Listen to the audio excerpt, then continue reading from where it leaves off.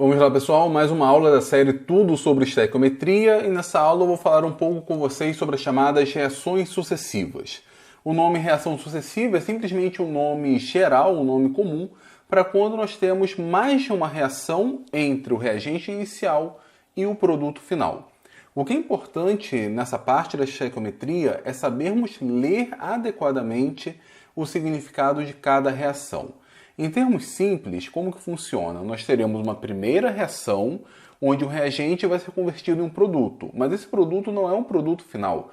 Nós chamamos nesse caso de um intermediário.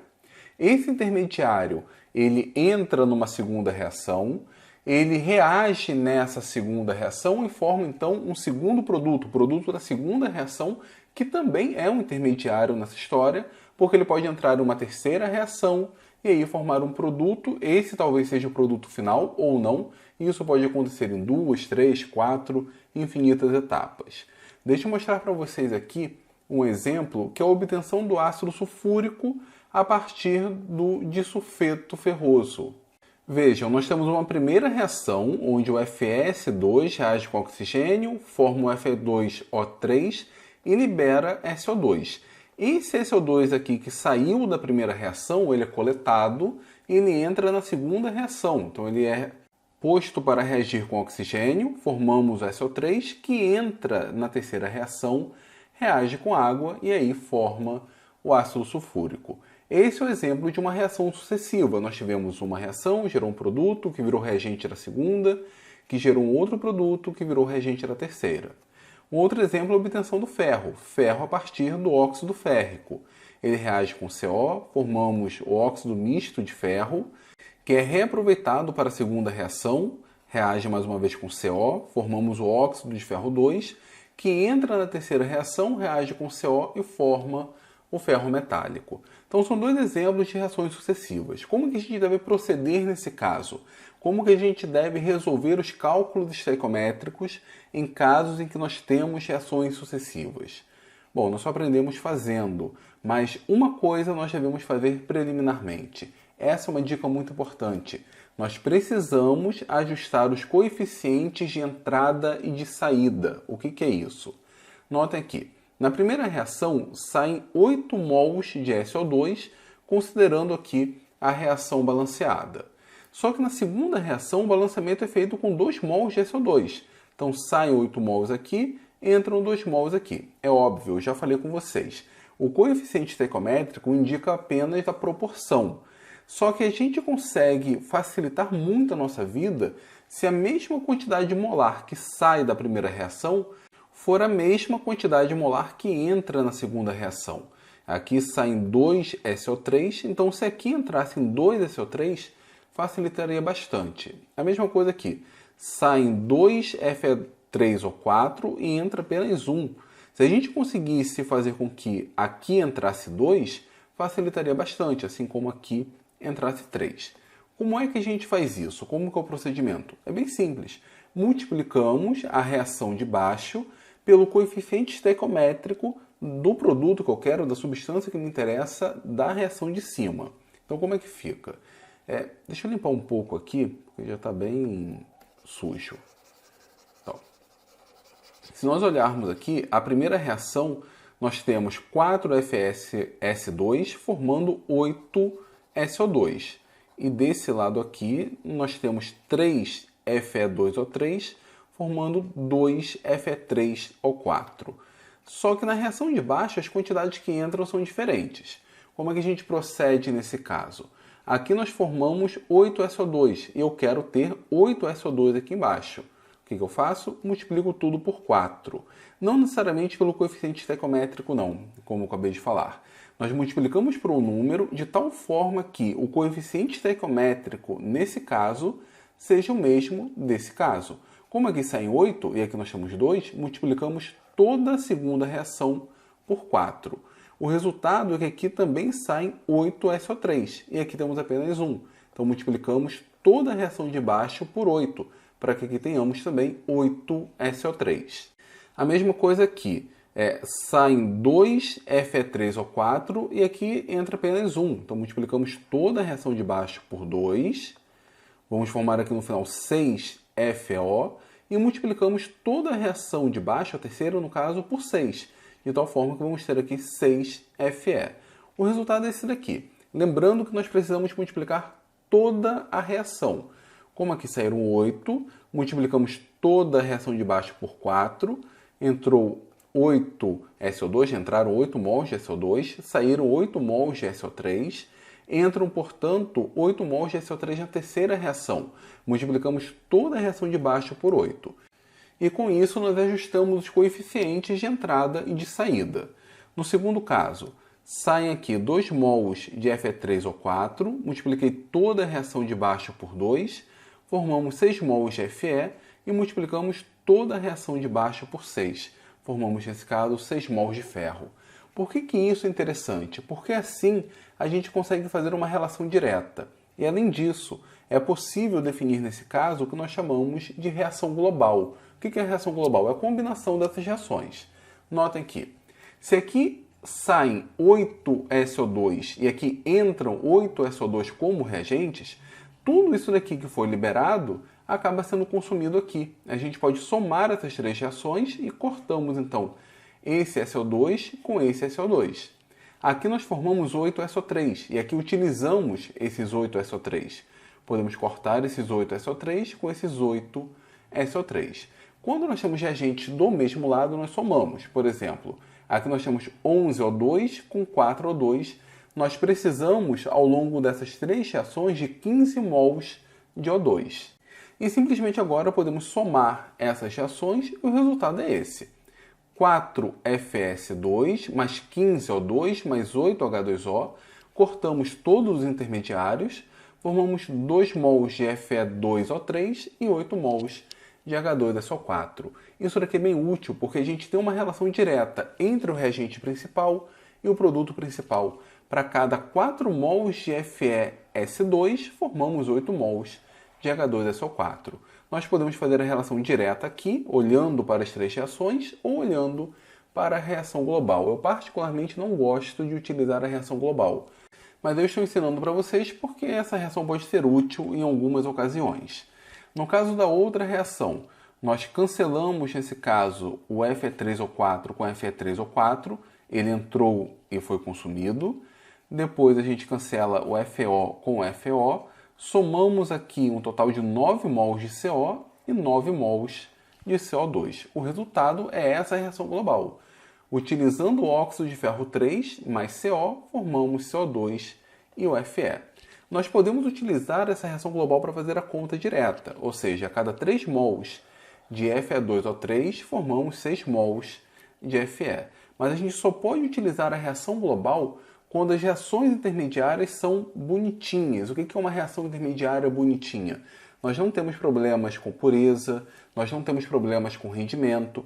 A gente pode utilizar a reação global direto se cada uma dessas reações tiver exatamente 100% de rendimento, não tiver perda nenhuma. Porque se nós tivermos rendimento ao longo das reações, não dá para fazer a relação direta. Precisamos levar em conta o rendimento. E aí é melhor utilizar as reações separadas. Eu prefiro, em qualquer situação, utilizar as reações separadas. E aí, para que isso fique claro, vamos colocar isso na prática. Vamos fazer 4 exemplos. O primeiro deles é o mais simples de todos. Qual a massa de ácido sulfúrico obtida a partir de 24 kg de FeS2? Nós temos aqui a reação, podemos utilizar as reações separadas ou então a reação global. Como a gente não tem informação sobre rendimento, podemos assumir que o rendimento é 100%. Consequentemente, a gente pode utilizar a reação global. Para cada 4 mols de FeS2, formamos 8 mols de ácido sulfúrico. Então, como que a gente escreve isso?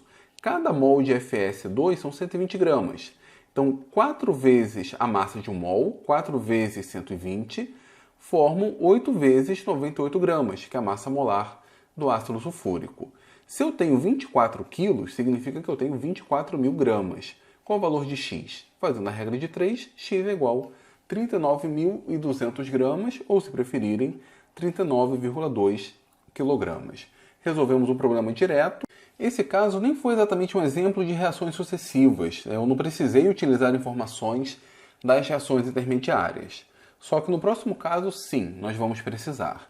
Qual a massa de ácido sulfúrico obtido a partir de 24 kg de FeS2, ou seja, a mesma quantidade inicial, só que agora com 80% de pureza? E além disso, a primeira reação tem 90% de rendimento, a segunda 80% e a terceira 85%. Em casos como esses, nós não podemos utilizar a reação global, vai dificultar bastante a vida.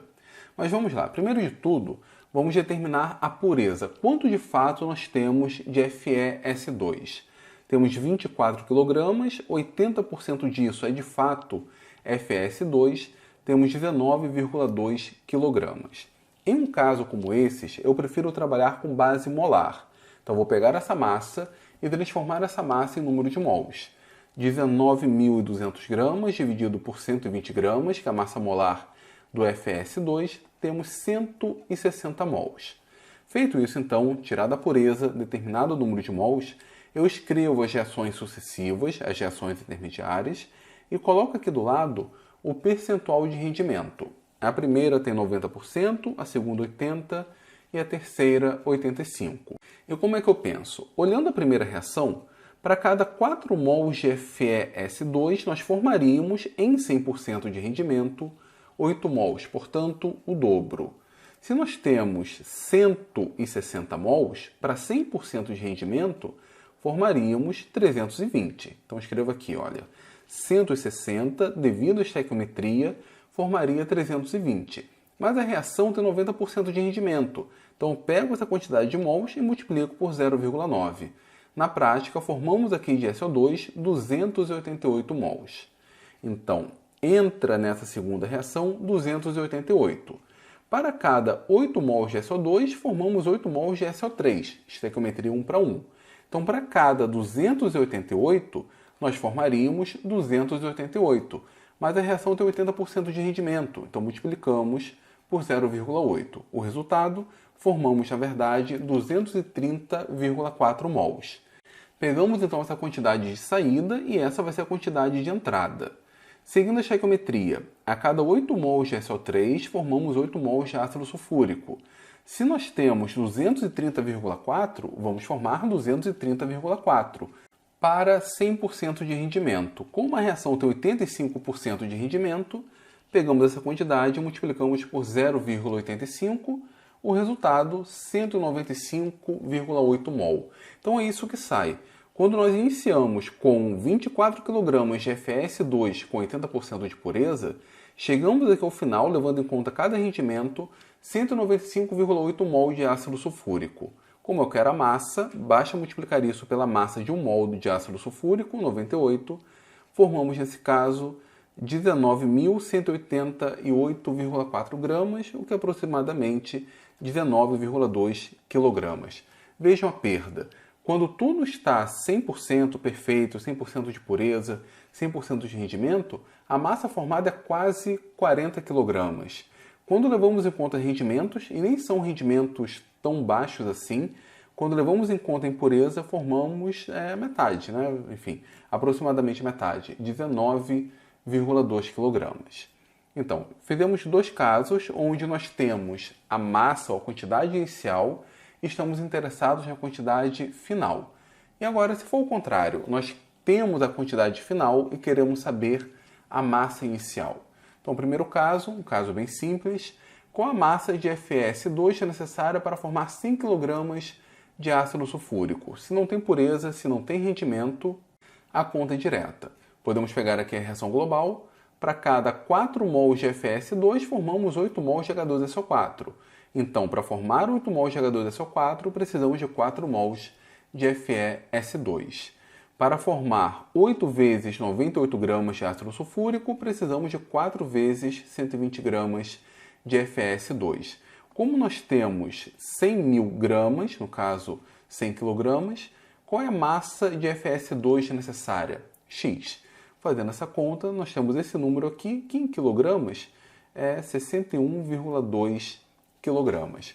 Como não tem rendimento, como não tem pureza, a conta é direta. Só que agora, no quarto e último exemplo, nós vamos levar em conta, sim, pureza e rendimento. Com a massa de FeS2 com teor de 80% de pureza, necessária para formar 100 kg de ácido sulfúrico, sabendo que a primeira reação tem 90%, a segunda 80% e a terceira 85%, bem parecido com o caso anterior. Num caso como esse, nós precisamos fazer a conta de trás para frente. Como que eu costumo fazer nesse caso? Bom, monto a reação, coloco aqui o rendimento. Eu, primeiro de tudo, calculo o número de mols final de ácido sulfúrico. Como eu disse, eu prefiro trabalhar isso daqui com base molar. Então vamos lá, o número de mols seria 100 mil gramas dividido por 98. Temos algo em torno de 1020,4 mols de ácido sulfúrico como sendo a nossa quantidade final. E agora simplesmente a gente faz isso daqui etapa por etapa, levando em conta o rendimento, até chegar no número de mols de FeS2. No primeiro caso, como é que a gente faz? A cada 8 mols de ácido sulfúrico, nós precisamos de 8 mols de SO3. Então, se nós temos 1020,4 mols de ácido sulfúrico, precisamos de 1020,4 mols de SO3. Só que a reação tem 85% de rendimento. Então, esses 1024 correspondem a 85% do que de fato reage. A massa inicial, ou a quantidade de mols inicial, é maior, porque a parte disso ficou retido. Então, 1020,4 corresponde a 85%, X corresponde a 100, e inicialmente aqui nós precisamos de 1200,4 mols. Essa é a quantidade que sai aqui, 1200,4 mols. Saiu meio estranho, mas essa quantidade. Para formarmos 8 mols de SO3, nós precisamos de 8 mols de SO2. Para formar 1200,4, nós precisaríamos, em 100% de rendimento, 1200,4. Só que a reação tem 80% de rendimento. Essa é a quantidade molar que corresponde a 80% do todo. Temos uma quantidade que não reage. Então, 1200,4 corresponde a 80%, X corresponde a 100%, na verdade Y, né? Y corresponde a 100%, Y é igual a 1500,5. A quantidade que entra na segunda reação é 1500,5. Essa é a quantidade que sai da primeira reação, ou que deveria sair da primeira reação.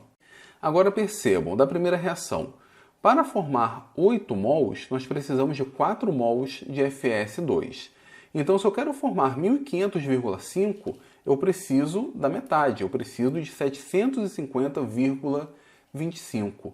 Só que isso corresponde apenas a 90% da quantidade de mols que reage. Qual é a quantidade de mols que eu coloquei inicialmente? De novo, Z, essa quantidade, igual a 100%. Fazendo essa regra de 3, 833,6. Então vamos lá. Entram aqui 833,6. Isso reage, mas como tem apenas 90% de rendimento, nós não vamos formar exatamente o dobro. Vamos formar 1500,5 mols. Entram 1500,5 na segunda reação. E como a reação não tem 100% de rendimento, nós não vamos formar outros 1500,5 de SO3. Vamos formar 1200,4. Entra o 1200,4 na terceira e como não tem 100% de rendimento, não vamos formar 1200,4 de ácido sulfúrico. Vamos formar apenas 1020,4. Então, feito isso, temos a quantidade de mols inicial de FeS2 necessário para formar essa quantidade de ácido sulfúrico. Vamos passar isso para a massa. Cada mol de FeS2 tem 120 gramas, esse número vezes 120, temos aqui 100.032 gramas. Só que isso é a massa que de fato reage. E a massa que de fato reage é apenas 80% do total. Essa é a pureza da amostra. Então, 100.032 corresponde a 80% da massa inicial, X corresponde a 100%, que seria a amostra impura, né? Os 100.032 do FeS2 mais a impureza. Essa massa final dá aproximadamente 125 kg. Então, para obter 100 kg de ácido sulfúrico, precisamos de 125 kg de FeS2 dentro dessas condições. Caso não tivesse impureza, caso não tivesse rendimento, a quantidade seria bem menor, seria 61,2 kg, como nós vimos no exemplo anterior. Bom, pessoal, era isso que eu queria falar com vocês sobre reações sucessivas. Gostaram? Então, deixe aqui seus comentários. Teoricamente, o assunto em si acaba aqui. Mas se vocês compartilharem, derem seu like, comentarem, eu posso fazer mais alguns exercícios e complementar essa série. Então, se gostarem, por favor, compartilhem, se inscreva no Universidade de Química. Isso é muito importante, isso me ajuda muito a continuar com esse projeto. Tá certo, pessoal? Muito obrigado e até o próximo vídeo.